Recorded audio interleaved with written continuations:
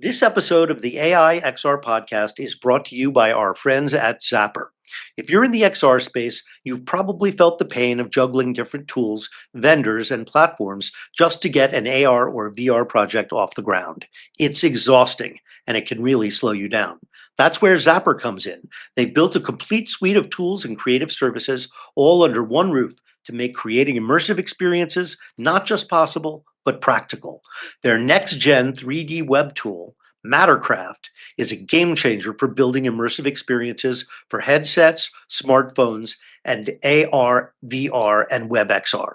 It combines the power and flexibility of the 3JS rendering engine with a rich visual editor, making it super intuitive and easy for designers and developers to use. Put simply, you get the creative freedom of a powerful 3D engine with none of the headaches. So if you're ready to take your immersive projects to the next level, head over to zapper.com and see what they can do for you. Good morning, everybody. I'm Charlie Fink with Roni Abovitz and Ted Schilowitz for the AI XR podcast. It's Friday, May 16th, 2025, and our guest this week is Ori Inbar. He's the co-founder and CEO of AWE, which is coming up in 4 short weeks, and we have some more tickets to give away. So we'll get to all that after the news. Roni, you were interested in jumping right in to talk about Trump's AI tour of the Middle East. Yeah, I think one outcome that maybe not all of our audience picked up is that Trump went to the Middle East with key people from the US tech industry, like Sam Altman and folks from NVIDIA and Elon. But there was a big unlock in the Middle East, I think, between Saudi and UAE and Dubai to build what looks like one of the largest, if not the largest, AI data centers in the planet, backed by U.S. chip companies. So it's a very interesting development, especially building such a gigantic data center outside the U.S. And it has, all the export controls we have on AI seem to just get blown out the door. So there's a sea shift in thinking here. Do you think what's behind that is kind of outmaneuvering China and keeping them out of the Middle East and solidifying our access to those resources? I have a view, but I'd love to hear Ted's take. Well, I think Charlie, you touched on it by sort of, and you called out, Sam Altman and Jensen from NVIDIA were there, kind of, as part of the court, and Tim Cook was not, right? And apparently Trump called out the fact that Jensen was there and Tim Cook was not. So maybe that starts the I think Trump conversation. is annoyed that he's moving the iPhone assembly from China, not India, back to the US, but to India. yeah. But if if you move iPhone assembly to the US, an iPhone is going to cost $3,000. Yeah, I mean, one is a dream and one is a reality, right? And the sort of ridiculousness of the labor force that is anticipated that can build this high tech stuff, and maybe robotics comes into play. I mean, You would have to do it in a completely different way in the United States because you don't have that inexpensive hand labor. But correct. here's the pushback from some America First, far right folks in his own camp. He's not building the data center here. There's a lot of jobs and wealth creation over there. Yeah, So if you think about this move does not coincide with let's bring everything back to America. This is like let's sell American IP made in China and Taiwan into the Middle East, Saudi, UAE, etc., and creates tons of jobs and economy there. So if you're kind of if you're a dude in West Virginia listening and you voted and you're wondering what's going on, there is a cognitive dissonance between what you thought was happening and what's actually happening. And at the very top, like the people they call the elites are hanging out with Trump, selling American tech outside the US. Now, there is a good argument that you want them to be buying US tech, not Chinese tech. Because if we don't do this, there is a really strong argument that China will flood the Middle East with Chinese chips, Chinese data centers, and just take it over. So there is a strategic reason for doing that. But there's a lot of like complexity there. It's not a simple equation. And yeah. I don't know if most voters or most people can follow all the nuances of what's happening in places like this. Especially when the nuances are just layers of lies, right? I mean, there's very little to no truth or truthism, even the attempt at truth there. So the way I kind of look at it from a metaphorical standpoint is if you look at like layers of paint as just layers of falsehoods or layers of lies. There was a series of clips of the sort of insanity man in charge. God knows why he's in charge. Um, of sort of painting this lie of how many jobs will be created and just coming up with numbers over a like 3 4 month period of time of like we're going to create 50,000 jobs. Actually, we're going to create 300,000. Then it was 500,000. Then it was 1 million. Then it was, and it's like, where are you getting these numbers? Where is the reality paint of that is not in any existence at all. So everybody's got to play this ridiculous game of lies. But Drive before this. we go on, one thing which I think we can argue is true about all this. Um, in that region, the Saudis, UAE, Dubai have massive wealth from oil. They Yes. are diversifying that wealth in technology. That is just fact. I think most people see that. They want to diversify into tech, and they're using the oil wealth to buy chips and American technology to become a tech hub in the Middle East. I think that's what it That's been comes going up. on for And years, for generations now. for Yes. generations, and US tech companies are going to sell a lot of equipment and gear and IP there and make a lot of money. I think all the other stuff is BS. That's what's really happening. Yeah. But the layer of truth of that is also a fairly large falsehood. Like yes, there's money being spent, in the hundreds of billions, but when it comes to like the actual numbers that they quote versus the actual numbers that are truly spent, the numbers that are truly spent are actually much smaller than the lie varnish that's put on top of it all. That's kind of what I think frustrates a lot of people, including myself, as you can see. Well, Here let's we move are. on. Moving right on, moving along. Next week is Google I/O, Yeah. and supposedly there are going to be some advancements in generative AI, particularly generative video. VO, which is Google's answer to Sora, is a widely respected tool, considered among the top three generative AI video generators. So it'll be an interesting story next week to find out exactly what they're introducing, but the drumbeat is loud on the socials. There were several other generative video companies that got financing this week. Hedra, which is a fantastic app that lets you basically put a picture and a text script into the app, and out comes a video with the avatar of your choice, including your own picture. So pretty incredible, very accurate, I have to say, after trying it. There's a 3D animation studio right here in LA called Cartwheel. They just raised $10 million, bringing their total haul to $15 million of venture capital. They are launching an AI app, or it's been in alpha, I guess, for a year. They have about 8,000 testers that will generate fully rigged 3D characters, It's ready to interesting. take into Unity or wherever you want. They also have a lot of preset, apparently hundreds of preset animations. So you don't even have to know how to animate the rigged characters. It will do that for you. So pretty amazing app. Again, looking at professionals, because that's where the money is, not in consumers. But they do want it to be available to consumers. But Yeah, their business plan is to sell it to DreamWorks, and in fact, Jeff Katzenberg's WonderCo venture capital arm is investing in it. yeah, it looked a lot to me, and it looks a lot to me like the closest direct competitor to the Wonder Group that we had on last week on the podcast in terms Yes. of, basically It is removing it all the is complexities of adjacent to the Wonder Studio yeah, that we saw that's owned by Autodesk. It's definitely the same category. This idea that we are moving toward being able to prompt a 3D virtual world into existence and move around inside of it.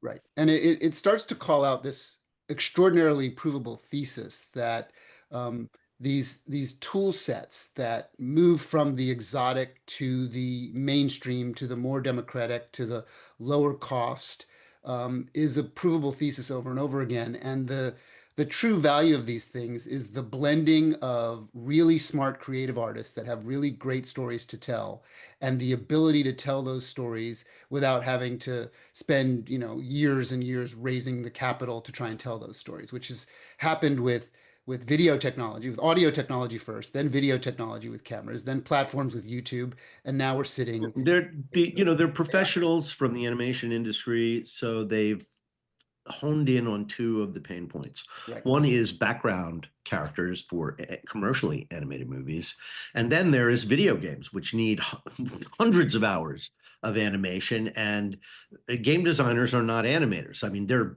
big game companies like Take-Two that's got an animation department with dozens of people in it.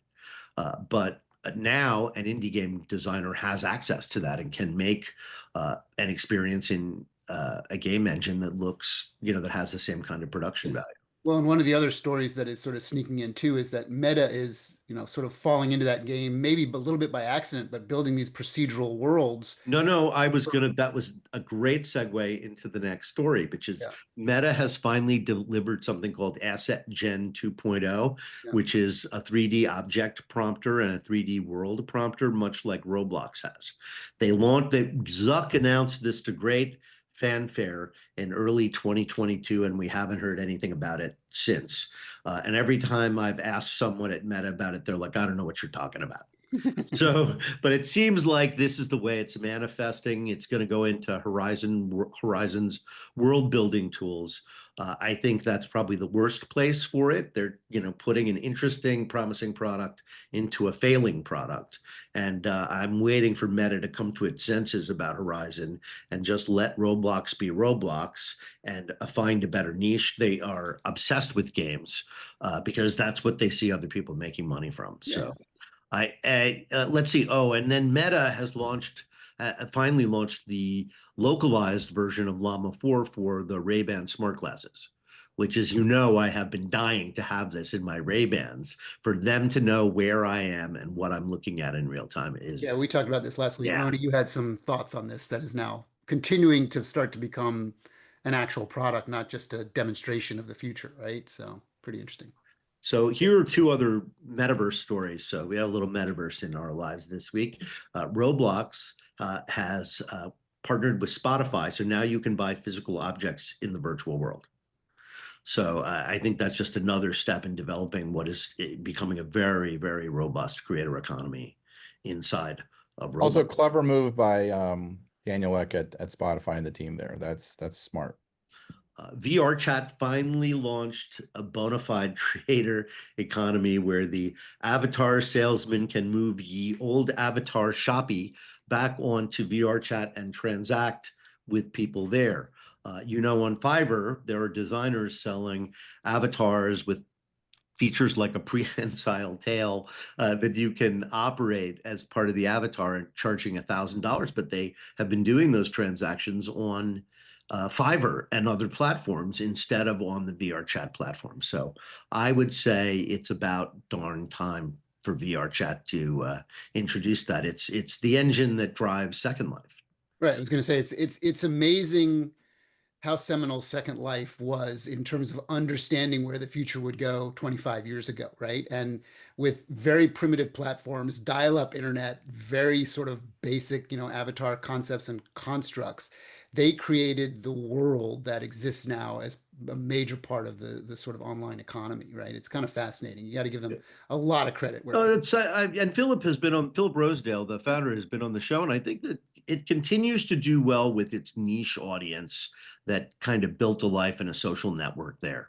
And there were so many firsts, and that's why it got so huge in 5 years. Mm-hmm. I think it scaled up to something like 20 million users before they missed mobile, and that's what drove it down. And of course, there have been competing apps, but it was the first social network. Yeah. It was, the first, obviously 3D virtual world, but the first creator economy. And that was part of the idea from the beginning. So, a lot of firsts there. And actually in my emerging media class, we talk about Second Life a lot. Because it's a great example of all the assets you would need, number one, for them to make money as a platform, which they do largely as a bank, right, enabling the transactions between the users.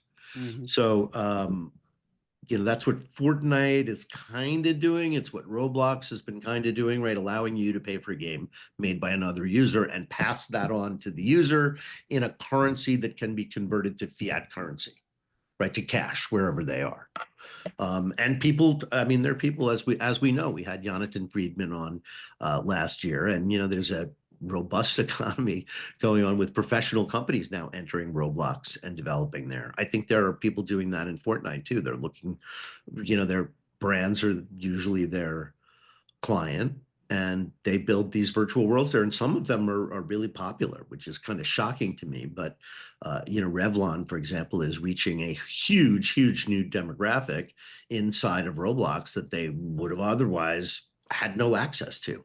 Yeah. So when you think Charlie, about what's it, interesting? Oh, sorry, go on, Ted. it's just when you think about it, like as we sit today with all these, AI companies and AI constructs creating that next universe, what is the one company that is going to define the future but not necessarily profit from it? That's going to be the harbinger of this is where it's all going, and be first and be sort of understanding of all these things that are going to connect the dots but can only connect so many dots. And then who's going to win from that learning, We right? did too much of that, Ted, at Magic Leap. Yeah, right. You're a perfect example, Way right? too much of that. Right.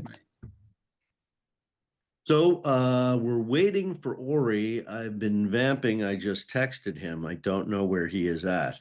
But Charlie, one comment on the Roblox thing. I think if you brought someone from hundreds of years ago to a Whole Foods, they would be a little bit like, what is this? But they would understand the food.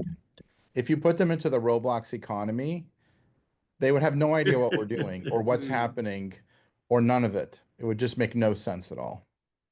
And I Could you think that's just, like, it's like this weird thing that maybe to some future generation may not make sense again, but to the past, it makes no sense. But all these people huddled around like light pixels and working hard in the real world to then hand over money for more light pixely things that seemingly have no value other than like a neurologic addiction to the image. It's very, very weird what's happening there. but could you describe it to give them some sense of context in a way that, their world they understand and they played chess, or in China they played Go, or, Yes. in Africa they played Mancala, right? And these were games that were social in nature, that had a visual construct and a set of rules and regulations and skill, right? So if you just laid those games out on a table, depending on the culture that they lived in and the games that they played, or things like tic-tac-toe or jacks or anything that is from kids, right? And then said, this is what the technology, when they have to understand that what that word is, replaced and dominated, but based on those same constructs of play with a visual tool set. That they probably understand. They understand like the transformation of play, and there's probably like shadow puppet theater and different Mhm. things, But Yep. it would still seem quite odd what is Sure. happening there. Yeah. Yeah. You're on mute, I think, Charlie. Something happened to your We voice. have Ori coming in. Okay. I was Ori's I was inbound. multitasking while you guys were talking, which is good. Good material. Roblox has added a lot of AI to its builder features. So it's kind of it's kind of interesting that Meta, who is obviously there first, has taken so long to introduce the product. It seems kind of not really news anymore. Mm. Hey Ori guys, Inbar, welcome to the podcast. Great to see you. good to see you guys. How's it Morning, going? Ori, this is your 5th appearance on the podcast. Is it? When you were on the Wow. podcast 5 times, I think we have to make you a co-host. That's how Roni ended up here. He needs a jacket. I never got my jacket, by the I way. gotta have the jacket. I know. And your background is different this time, Ori. Normally you come in with your historical collection of all your XR headsets floating around you, but today, Right. Different location this time. yeah. Roni thinks we need swag to give to our guests. Yes. If we can scrounge up another sponsor, we should spend some of the money that way. Coffee mugs, jackets, hoodies, hats. Roni loves swag. He comes from the school of everybody should have a staff shirt on. Why not? Exactly. So Or you're here because we are on the crest of another AWE. I believe this is number 16. That's right. Yeah, I think I've been there since like number 5. I mean, it's amazing how fast time goes by. But AWE is a fantastic event. It's going to be in Long Beach for the second time. I think the dates on it are the 10th to the June 13th. 10th through 12th. That's right. The 10th through 12th, 3 days. And the first day is the conference. Second day, the expo floor opens, and there's more conference going on. No, actually, there's 3 days of conference and 3 days of expo this year. Oh, great. Due to popular demand, we decided to open it for the full 3 days. And there's Yeah, actually that's kind a of switch. That'll be different. There's a pre-event day also where we're going to have a couple of hackathons, unconference run by the Virtual World Society, and a welcome party, you know, with some booths to pick up the badges. So it's becoming kind of a 4-day event at this point. That's great. That's exciting. And of course, we're going to be there on the expo floor stage again, recording the podcast live. I wish we could do it live, but I don't think we have the technology to get online. But that would be a great way to have Roni participate live too. But it's too much technology at this point. But we had a great time with about 25 people doing the podcast last year. So looking forward to doing that again. The topic will be, of course, how XR and AI are working together to create both greater AI and greater XR, which is what we've been predicting for years. As Roni says, AI is exactly what XR has been waiting for. And Charlie, you're leading into sort of my question for Ori is, how would you define last year versus this year? What kind of changes in the wind are you seeing, and how is that going to be sort of represented at AWE from 2024 to 2025? What's in your brain as to what you think is going to be exciting and interesting in the story of AWE 2025? So I think two main stories. One is what Charlie just mentioned. I mean, what I call the AI and XR imperative is really coming to the front row. You know, it's like I think we all are understanding much better what it means, and also the market is telling us. You know, when you look at the Ray-Ban glasses, it's a great indication that it's not just that AI is great for XR, but XR is the killer app for AI, and I think we'll see a lot more of that at the event. Ori, you know what's funny? What's that? When I started Magic Leap, like 2012, 2013, 2014, I was telling people AI is going to be the killer app for XR spatial computing. They're like, I don't know what you just said. I don't know what any of these things mean. It's like, so fantastical ghosts are going to be riding flying unicorns. But today, 2025, I think both of these topics are well understood. And it's really interesting to see them come together because people kept asking me, like, what's the killer app? What's the killer app? It's like, it's going to be AI powered on XR. But they're like, I don't know what you're talking about. What does that mean? Like, what does AI mean? You know? Yeah. Now people get I mean, it. that's true. I thought I understood what AI was and what it was going to do for head-mounted displays and wearable XR generally, but I really didn't understand. Now that I see what it is, I'm like, oh God, my brain thinks way too small. Because the results have been dramatic, they are accelerating, and it is everywhere. Exactly. You might have to change the conference, Ori, to AI AWE.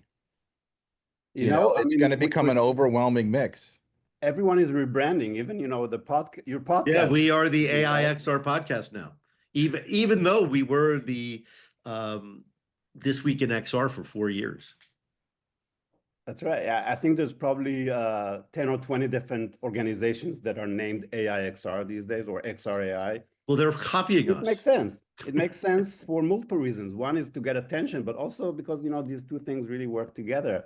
So, you know, we called it AWE as sort of a brand that could encompass everything that would come in the future. So that's supposed to encompass also the AI aspect of it.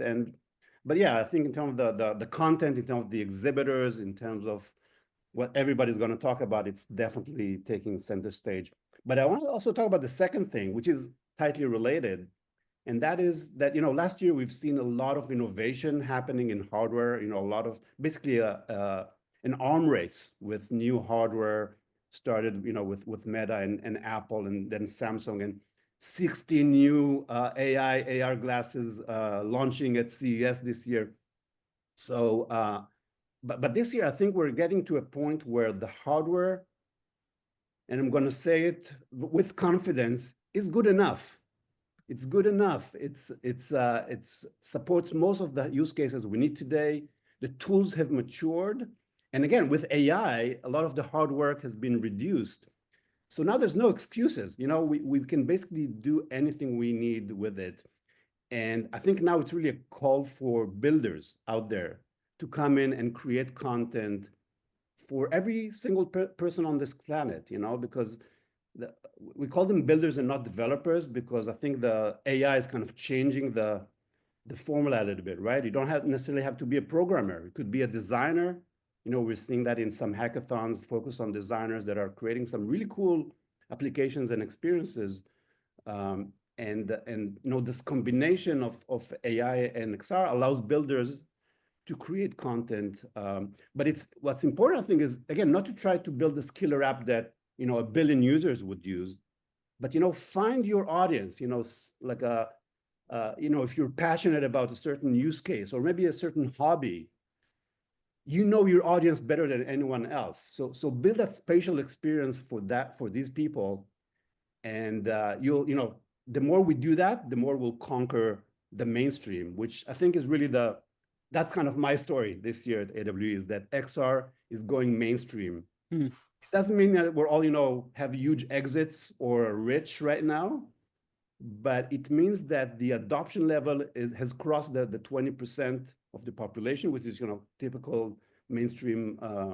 Wait, you think 20% of the population has XR products now?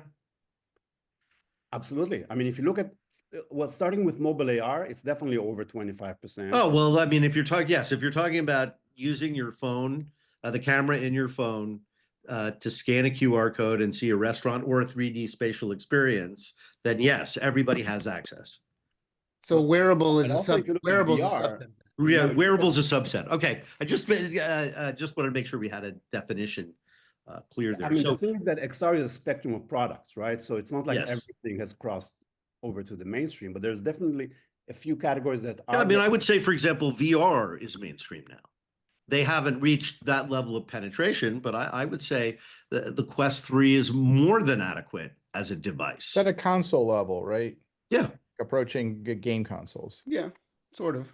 Ish. Yeah. If you want to drive a little interesting historical perspective, this might be a little scary for all of us and our listeners, but go back 70 years, right? Ish.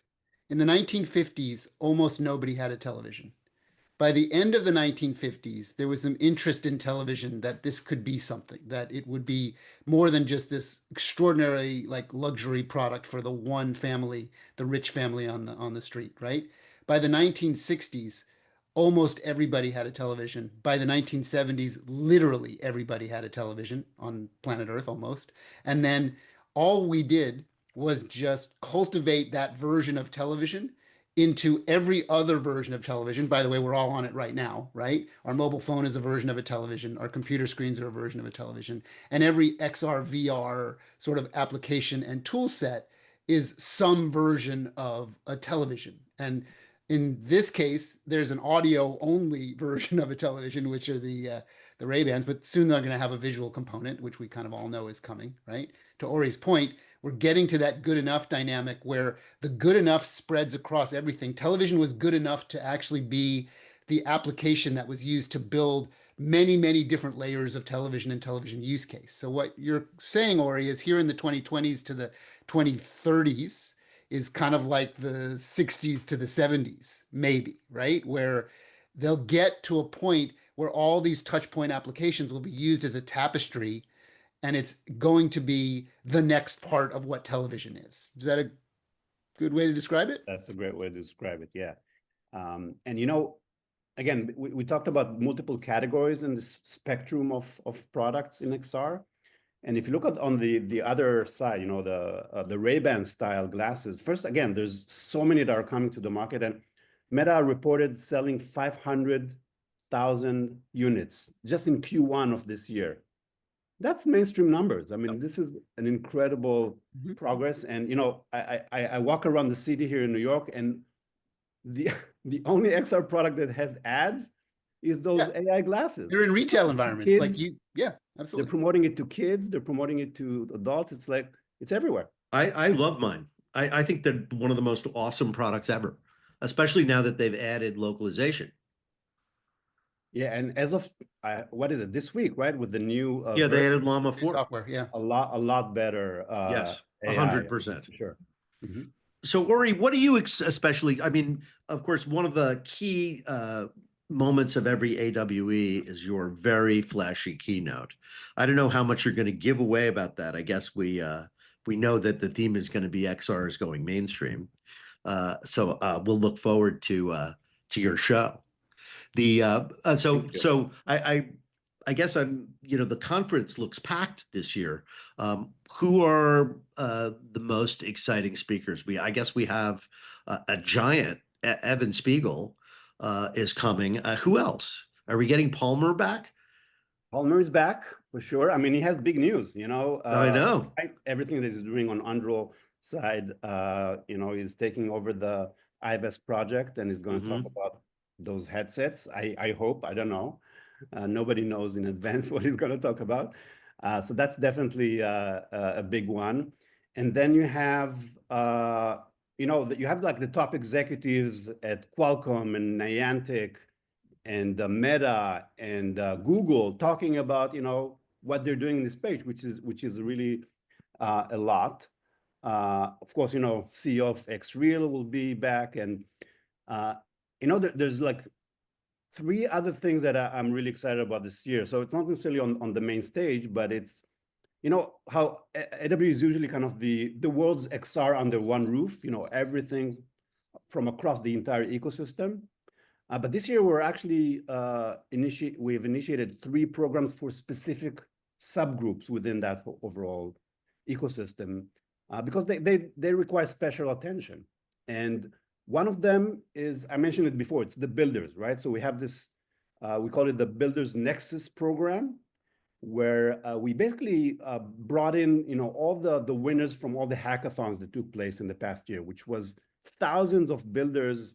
A lot of them are completely new to XR, creating XR experiences and applications. So they're invited to the show to showcase their products, to, you know, pitch a little bit on stage and things like that. So that's one big program. The second one is gaming. So for the first time, we have a dedicated gaming hub in the expo hall. Oh. And we'll have, you know, 10 studios kind of showcasing the latest games, like trailers of upcoming games. So it's going to be really a fun experience for everyone in the gaming space.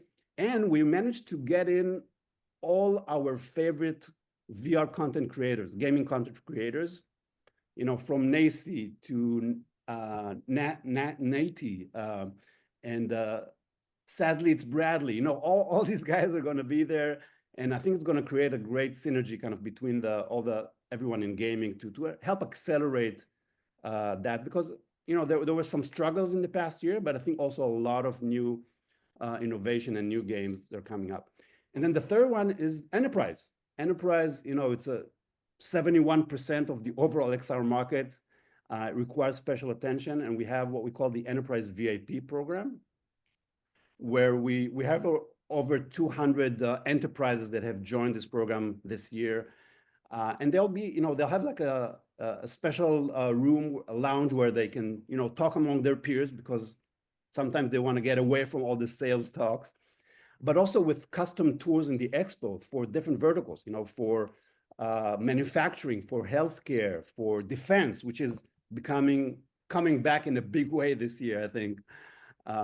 Healthcare, I mentioned healthcare, and also, of course, retail and e-commerce, which is, you know, a big part of how enterprises are adopting it. So they'll have roundtables, they'll have experts that are kind of supporting them and help them match with different solution providers. So these three groups, the builders, the gamers, and the enterprises are going to get really special attention this year. And you also see, on the agenda and kind of some of the top speakers that come from these three sectors. And how about the expo floor? Last year, I thought was a lot of fun. And as you pointed out, there were a lot more developers there than there had been in other years, showing off what they were creating, the spatial experiences they were creating. So I wonder if it's grown and what we'll expect there. We're expecting about 250 exhibitors this year. And what, I did kind of a breakdown by categories. So most of them will be enterprise solution providers, about 50 or so, a lot of enabling tech, and then have education, gaming, entertainment. That's kind of going down. Of course, I think almost everyone will have some kind of AI component in it, and over 20 eyewear companies. But I think that the biggest thing actually in the expo this year is going to be the playground. That's kind of the fun area where it's all focused on experience. Brent Bushnell had a great installation there last year, and he's actually taking it out to the public. He was on Shark Tank pitching it. Yeah, that's right. So they're bringing their what they call the Dream Park to the playground. It's massive. Oh, so they're coming back with it. Yeah. It's great. Can't wait. A lot bigger and better than it was this last year. And by the way, speaking of Bushnell, we haven't mentioned, but we have on the main stage Atari founder Nolan Bushnell with his entire family. That is so awesome. Kind of involved in the entertainment industry. All the generations from the first video gaming all the way to XR gaming that a lot of his kids are actually driving and promoting. So that's going to be an exciting one. Yeah, it'll be great. Brent has his installation running at the 3rd Street Promenade in Santa Monica now. Oh yeah, absolutely. Yeah. Totally worth the trip. Yeah, it's cool. So one of the things that I love about AWE is that I know everybody there. After, I think this is going to be my 9th AWE. And, it really is kind of I'm not going to call it a club, but it's an event, right? It's, in a way, I have a nerd jacket that was made by Dave Lorenzini, who was one of the founders of Keyhole, which became Google Earth, and is a stalwart at AWE. In fact, I met him in 2016 because he was walking around the show floor wearing HoloLens. And, that was a rare sighting in 2016 to see somebody with a HoloLens. And of course, Dave had written his own software for it because there would be no other reason to own a HoloLens unless you were capable of doing that. So I'll wear my nerd jacket that, sort of like the AWE army, but I can't do it for that long because it's a bit much.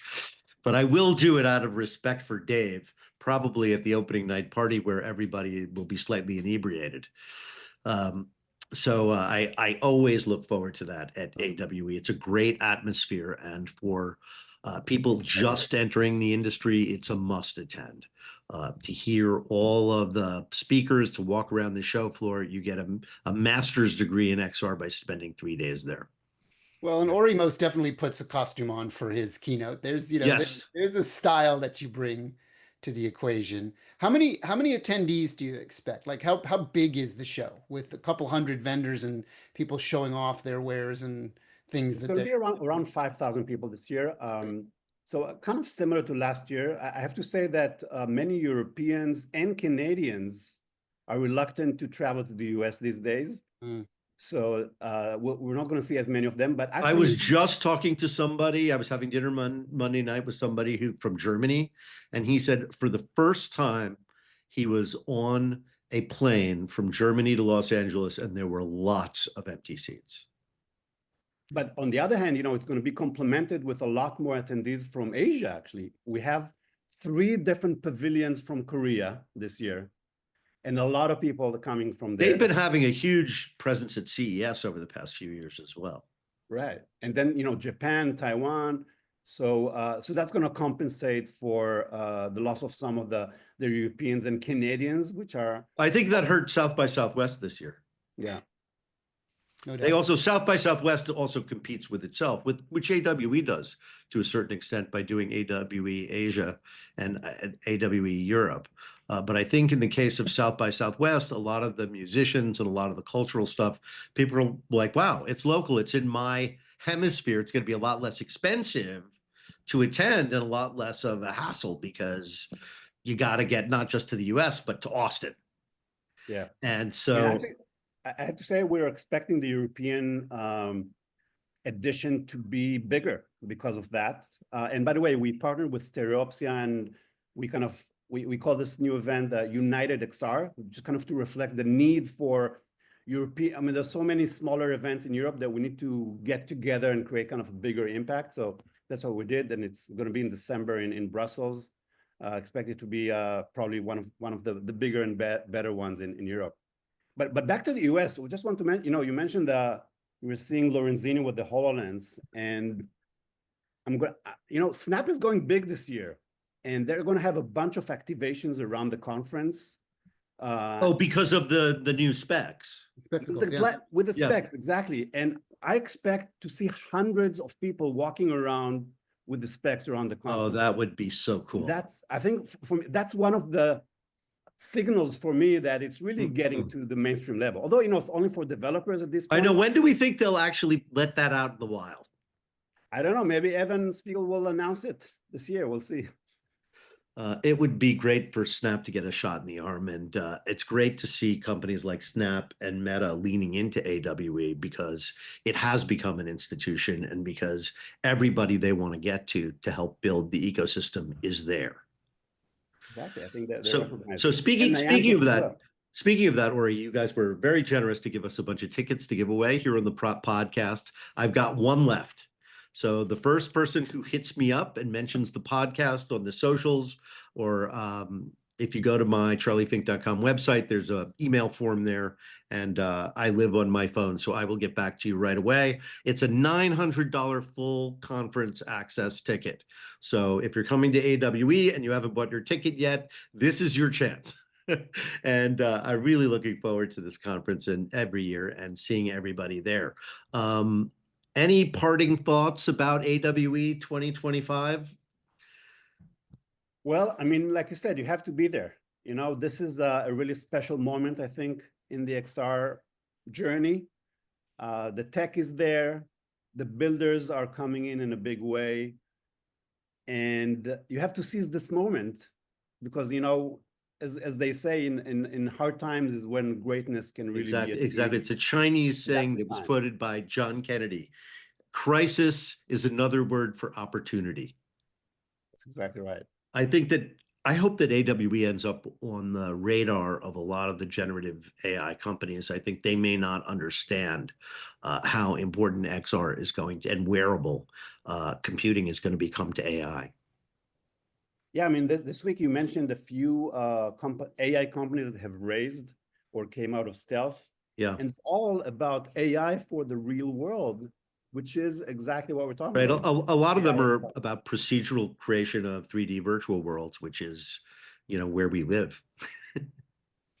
Yeah, I mean, I think XR is gonna save AI, because if you think about it, it has scanned and ingested the entire internet, and now it's running out of content. It cannot get smarter unless it gets access to real world data.